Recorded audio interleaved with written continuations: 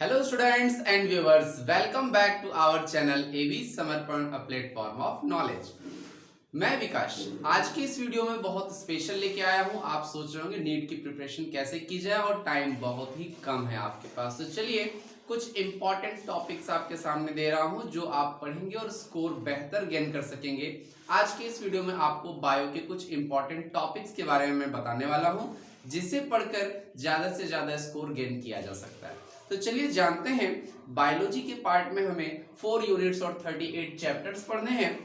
उस 4 यूनिट्स में जो सबसे इंपॉर्टेंट है वो है आपका जेनेटिक्स। ये बहुत ही इंपॉर्टेंट टॉपिक है, समझने वाला टॉपिक है और आपको एनसीईआरटी से पढ़ना है, आप इसे ध्यान रखेंगे। जेनेटिक्स में जो फर्स्ट पार्ट है वो है मॉलिक्यूलर बेसिस ऑफ इनहेरिटेंस।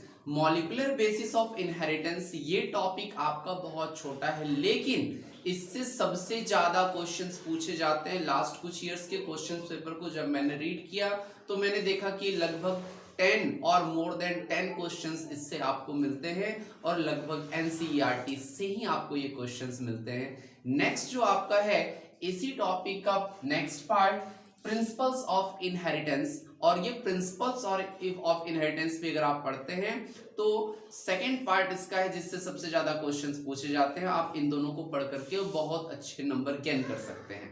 जो इसका थर्ड पार्ट आता है वो है इवोल्यूशन का, जिससे थोड़े कम क्वेश्चन पूछे जाते हैं, लेकिन आपको ये होल सेक्टर पढ़ना है जेनेटिक्स और इवोल्यूशन को, तो आप इसे भी जरूर पढ़ लेंगे।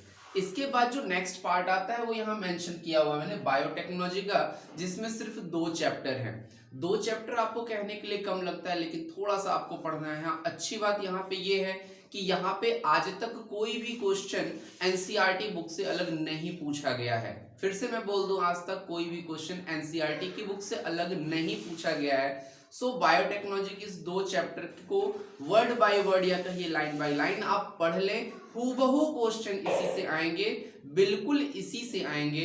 बायोटेक्नोलॉजी बहुत ही इंपॉर्टेंट टॉपिक माना जाता है।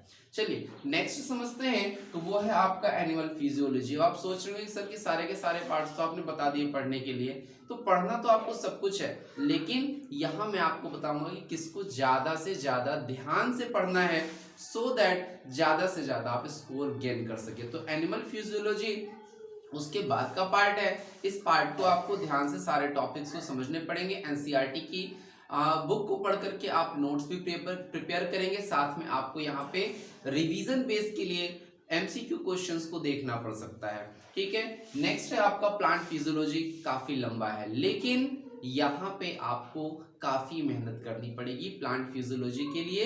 लेकिन इसमें जो क्वेश्चंस आते हैं वो ट्रिकी क्वेश्चंस मिलते हैं। जैसे आप पढ़ने जा रहे हो फोटोसिंथेसिस, आप पढ़ लीजिए, ट्रांसपोर्टेशन पढ़ लीजिए। तो इस तरीके से जो भी पार्ट्स आपको पढ़ने हैं वहां पे आपको कुछ ट्रिकी क्वेश्चंस मिलते हैं, कुछ समझने वाले क्वेश्चंस मिलते हैं। उनकी स्टडी करके आप कम से कम समय में बेहतर गेन कर सकते हैं। आशा करता हूं कि ये वीडियो आपके लिए इंपॉर्टेंट रहा होगा, अच्छा रहा होगा, हेल्पफुल रहा होगा। आप इन टॉपिक्स को पढ़िए और ज्यादा से ज्यादा नंबर गेन करिए। Best wishes for you. Thank you.